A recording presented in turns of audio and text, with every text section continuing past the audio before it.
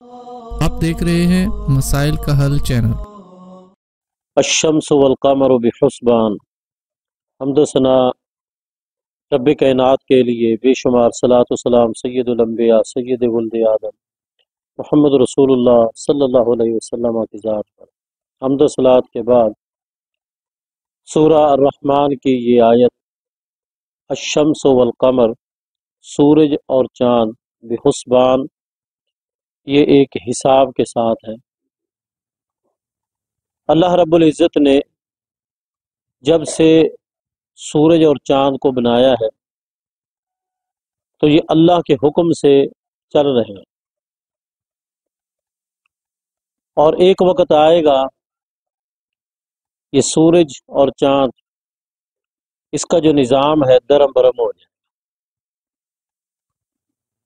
اور یہ قیامت کی نشانیوں میں سے آخری نشانی ہے جب سورج مشرق کی بجائے مغرب سے طلوع ہوگا۔ اس وقت جو لوگ ہوں گے جو اللہ کے منکر ہوں گے، باغی ہوں گے، نافرمان ہوں گے، کافر ہوں گے، وہ اس کو دیکھ کر ایمان لائیں گے، لیکن قرآن پاک میں ہے لا ينفع نفسا ایمانها لم تکن آمنت من قبل او کسبت فی ایمانها خیرا، جو اس سے پہلے ایمان نہیں لا چکا اور اس کے ایمان میں کوئی خیر نہیں ہے، تو اس وقت جو ایمان لائیں گے تو یہ ایمان لانا مفید نہیں ہوگا۔ یہ نظام اللہ پاک نے بنایا ہے، اسی کے تحت رات اور دن بنتا ہے۔ کبھی رات بڑی ہو جاتی ہے، دن چھوٹا ہو جاتا ہے، کبھی دن بڑا ہوتا ہے، رات چھوٹی ہوتی ہے۔ قرآن مجید کے اندر ہے یولج اللیل فی النہار ویولج النہار فی اللیل، داخل کرتا ہے اللہ رات کو دن میں اور داخل کرتا ہے اللہ دن کو رات میں، یعنی 24 گھنٹے، کبھی رات کے گھنٹے زیادہ ہوتے ہیں، دن کے گھنٹے تھوڑے ہوتے ہیں، کبھی دن کے گھنٹے زیادہ ہوتے ہیں، رات کے گھنٹے تھوڑے ہوتے ہیں۔ یہ نظام چل رہا ہے، اور یاد رکھیں گزرا ہوا وقت کبھی واپس نہیں آتا، گزرا ہوا وقت کبھی واپس نہیں آتا، اور نہ ہی کسی کے اختیار میں ہے کہ گزرے ہوئے وقت کو کوئی واپس لے۔ کامیاب انسان وہ ہے جو آخرت کی تیاری کرے۔ زمانہ، وقت، یہ تین اس کے حصے ہیں، ایک ہے ماضی، ایک ہے حال، ایک ہے مستقبل۔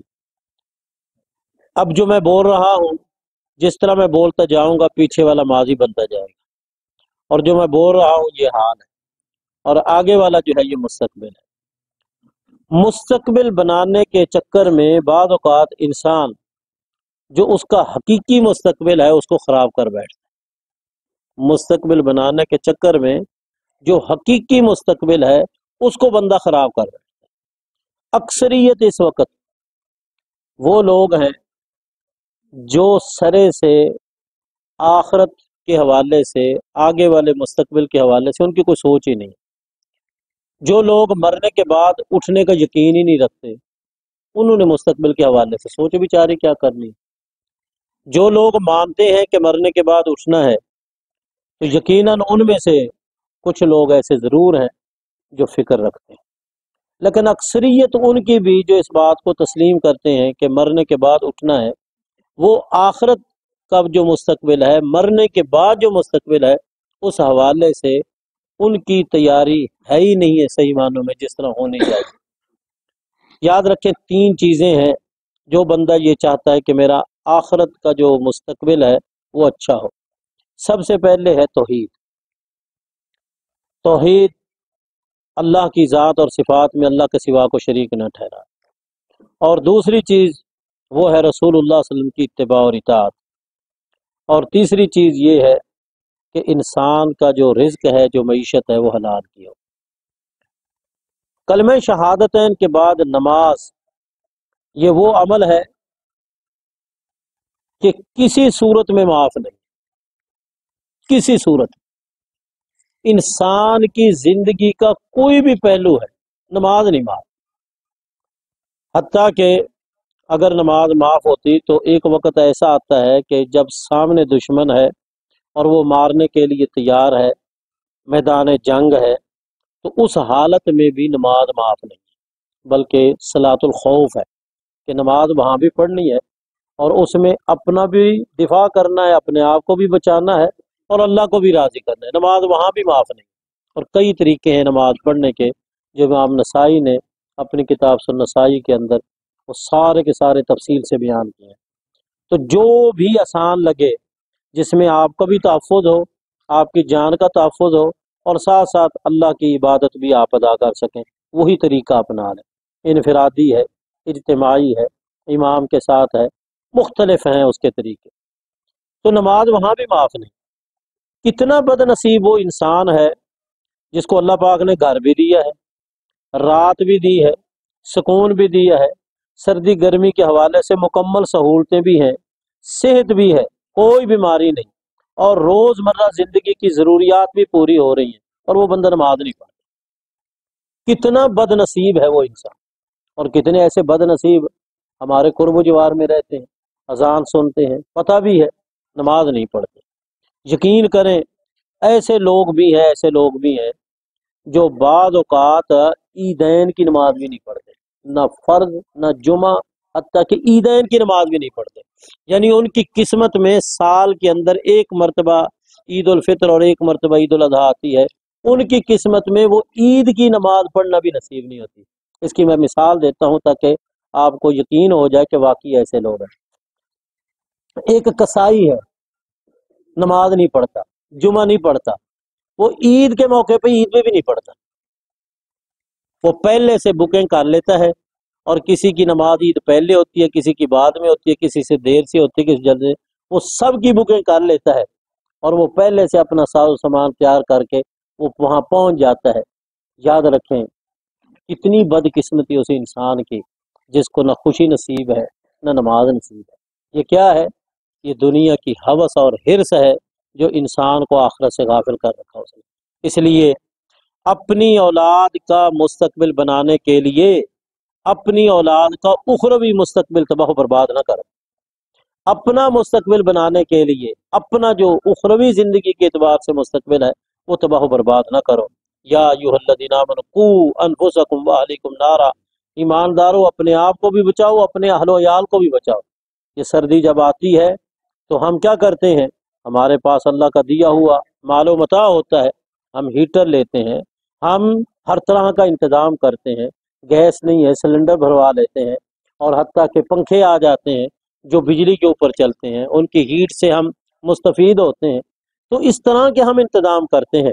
یاد رکھو یہ آگ اور آخرت کی جو آگ ہے اس کا تقابل نہیں آپ کر سکتے، وہ کتنی سخت ہے، اس سے وہ 69 گنا وہ کیا ہے زیادہ، 69 گنا زیادہ ہے۔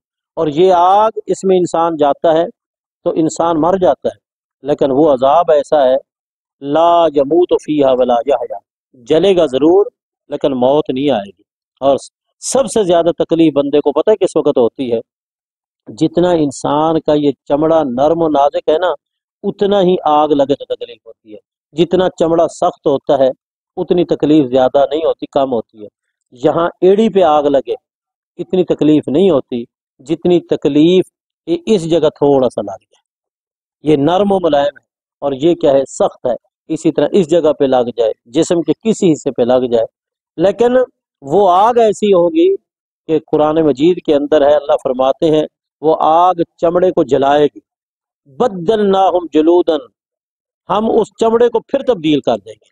یعنی اذیت دینے کے لیے انسان کو ایک دفعہ سارا چمڑا جلے گا، اذیت ہوگی، پھر دوبارہ چمڑا نئے سرے سے اسی طرح ہو جائے گا، پھر دوبارہ آگ لگے گی، اسی طرح اس کے ساتھ ہوتا رہے گا۔ کیوں؟ اس لیے کہ اس نے دنیاوی زندگی میں اخروی زندگی کا مستقبل نہیں بنایا تھا۔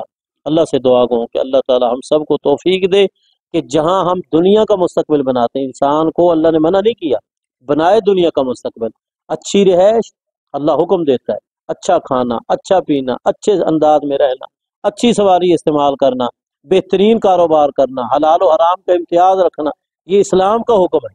لیکن اس کے ساتھ ساتھ جہاں ہم نے جانا ہے اس کی تیاری بھی کیا ہے؟ ضروری ہے، اور وہ ہے کہ مرنے کے بعد جو آگے والا مرحلہ ہے، اور اگر اس کی تیاری ہے تو پھر بڑی خوشی ہوگی اس انسان کو۔ یقین کریں جب انسان پر موت کا وقت آتا ہے نا، تو اس کے چیخنا اور چلانا، جو بندہ چیختا ہے چلاتا ہے گناہ گار انسان، تو اس کی چیخ و پکار کو انسان اور جن کے علاوہ ہر چیز سنتی ہے۔ اگلے دن ایک ساتھی نے کلپ بھیجا کہ ایک پتہ نہیں غیر مسلم تھا کون تھا، موت کا وقت آیا، اس کے پاس 2 کتے بیٹھے تھے، اچانک کتے خوف زدہ ہو کے وہاں سے بھاگ گئے۔ وہ کیا ہے کہ اس کی چیخ و پکار کو کتوں نے سنا۔ اللہ کا فرشتہ جب اس کی روح قبض کرنے کے لیے آیا تو اتنی چیخ و پکار کہ کتے جو ساتھ بیٹھے تھے وہ خوف زدہ ہو کے بھاگ گئے۔ اور یہ چیخ و پکار انسان کی صرف انسان اور جن نہیں سن سکتا، باقی ہر مخلوق سنتی ہے۔ اللہ تعالی ہمیں توفیق دے کہ ہم اپنی زندگی کو قرآن و سنت کے تابع کریں، ہم اپنی زندگی میں اخروی زندگی کے حوالے سے خوب تیاری کریں تاکہ آگے والی ہماری زندگی خوبصورت بن جائے۔ آمین۔ واقول قولی ھذا وآخر دعوایا ان الحمد للہ رب العالمین۔